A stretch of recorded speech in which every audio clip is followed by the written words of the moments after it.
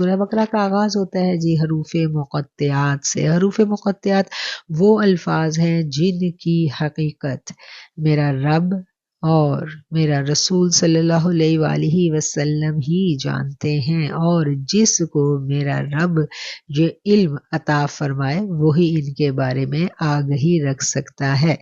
اور حروف مقطعات اللہ کے کون ہیں، خاص الفاظ ہیں، ان کی برکات، ان کی تاثیر وہی جانتے ہیں جو قرآن پر اپنی زندگیاں لگا دیتے ہیں۔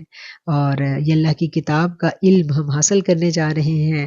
یہ وہ کتاب ہے جو جامع ترین، مکمل ترین صورت میں آسمانوں سے نازل کی گئی، اور جب ہم اسی کتاب میں حضرت سلیمان علیہ السلام کا واقعہ پڑھتے ہیں، وہ اپنے دربار میں جب مخاطب ہوئے تھے درباریوں سے، جن میں بڑے بڑے علم والے جنات، قوی ہیکل دیو بھی موجود تھے، بڑی بڑی پاور والے، قدرت والے لوگ موجود تھے وہاں پر، جن کو اللہ تعالیٰ نے بہت نوازا تھا۔ تو حضرت سلیمان علیہ السلام نے ان سے کہا تھا کہ کون ہے جو ملکہ کا تخت یہاں پر فوری فوری لا سکتا ہے، اور جو وہ تخت لے کر آیا تھا پلک جھپکنے میں، اس شخص کا تعارف میرا قرآن یہ کہہ کر کرواتا ہے کہ اس کے پاس اللہ کی کتاب کا علم تھا۔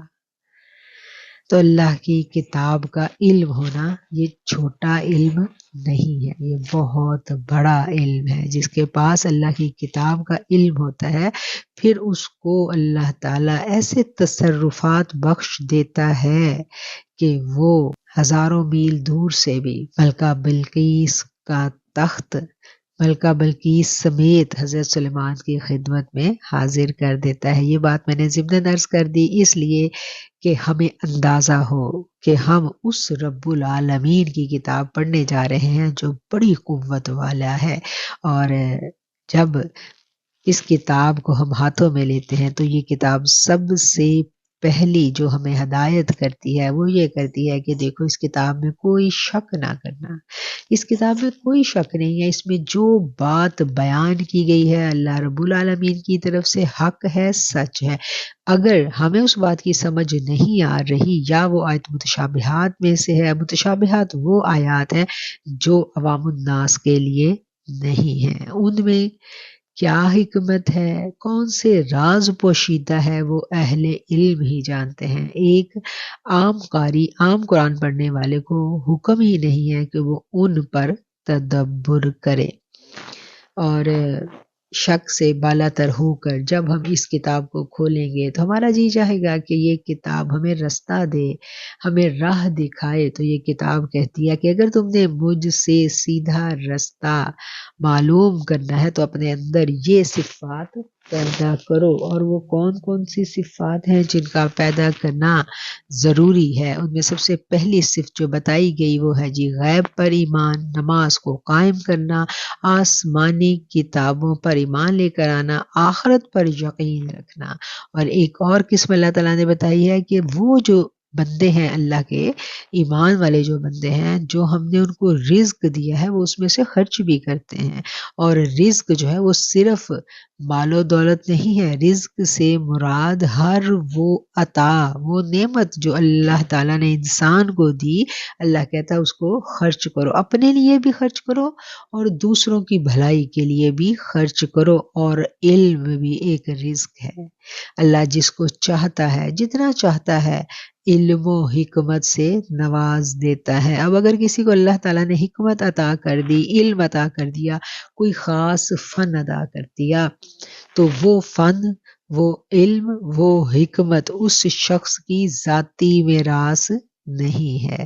وہ اس کو چھپا چھپا کے نہیں رکھ سکتا کہ میں میری مرضی، یہ تو میرا فن ہے، یہ تو میرا علم ہے، میں کیوں کسی کو دوں؟ کوئی سیکھ لے گا تو میرے سے بڑھ جائے گا، کوئی سیکھ لے گا تو میرے سے اوپر پہنچ جائے گا، یہی آج ہمیں نظر آتا ہے نا۔ تو ایسا نہیں ہے، حکمت، علم، فن، دولت، حسن، مال، جوانی، صحت، یہ سب اللہ کی عطا ہیں۔ جس کو اللہ جتنا چاہتا ہے عطا کر دیتا ہے، اور جب عطا کر دیتا ہے تو پھر کہتا ہے اس کو خرچ بھی کرو۔ اب تمہیں یہ صلاحیت دی ہے تو یہ صلاحیت اللہ کی مخلوق کی بھلائی کے لیے استعمال بھی کرو۔ تو یہ ہے جی اس سورت کی ابتدائی آیات، جن میں اس سورت کو، اس قرآن کو پڑھنے والے اور اس نیت سے پڑھنے والے کہ اس کو ہدایت کا رستہ نصیب ہو جائے اور وہ اپنے رب تک پہنچ جائے کامیابی کے ساتھ، تو اس کو ان تمام باتوں پر عمل کرنا پڑے گا۔ اس کے علاوہ ہدایت کی گئی کہ یہی وہ لوگ ہوتے ہیں جو ایمان لاتے ہیں اللہ کی تمام کتابوں پر اور وہ آخرت پر یقین رکھتے ہیں۔ وَبِالْآخِرَةِ هُمْ یوقنون، آخرت پر یقین رکھنا، اس سے کیا مطلب ہے؟ آخرت پر جب تک ہمارا یقین کامل نہیں ہوگا، ہمارے عمل میں تبدیلی نہیں آ سکتی، کیونکہ یہ دنیا دارالعمل ہے اور دارالامتحان ہے۔ فیصلہ آخرت میں ہونا ہے۔ جب یقین ہوگا کہ ہم نے اس دنیا میں اگر کسی کے ساتھ ظلم و زیادتی کر دی تو آخرت میں اللہ نے کیا کہا ہے؟ فَمَن يَعْمَلْ مِثْقَالَ ذَرَّةٍ خَيْرًا يَرَهُ وَمَن يَعْمَلْ مِثْقَالَ ذَرَّةٍ شَرًّا يَرَهُ۔ ذرے کے برابر جو نیکی ہے اس کا بھی اجر ملے گا، اور ذرے کے برابر گناہ وہ بھی تولا جائے گا، اس کا بھی وبال ہوگا۔ اس لیے اس کتاب کو پڑھنے کے لیے، اس کتاب سے ہدایت پانے کے لیے ہمیں اپنی ذات پر کام کرنا پڑتا ہے۔ یہ کتاب اپنے رب سے ملن کی راہیں جہاں روشن واضح دکھاتی ہے، وہاں یہ اپنی ذات سے بھی ہمیں متعارف کرواتی ہے، کیونکہ جس نے ہمیں بنایا ہے، لَقَدْ خَلَقْنَا الْإِنسَانَ فِي أَحْسَنِ تَقْوِيمٍ۔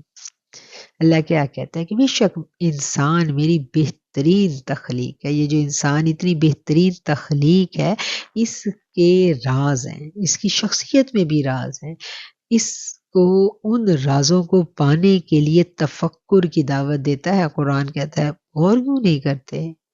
تدبر کرو، غور کرو، تو تاکہ تم کامیاب ہو جاؤ۔ تو قرآن ہمیں ہماری خود شناسی سکھاتا ہے، اپنی ذات سے آگہی سکھاتا ہے۔ جب تک ہم اپنے آپ سے نہیں ملیں گے، ہم اپنے رب تک نہیں پہنچ سکتے، اور یہ ساری کی ساری باتیں ہمیں قرآن سکھاتا ہے۔ تمام صفات جو میں نے بیان کی ابھی، یہ سورہ بقرہ کی ابتدائی آیات میں بیان کر دی گئی ہیں، اور اس کے بعد میرا رب یہ کہتا ہے آیت نمبر 5 میں کہ یہ وہی لوگ ہیں ہدایت پر اپنے رب کی توفیق سے، اور وہی دونوں جہانوں میں کامیاب ہونے والے ہیں۔ وَأُولَئِكَ هُمُ الْمُفْلِحُونَ، اور وہی لوگ ہیں کامیابی حاصل کرنے والے۔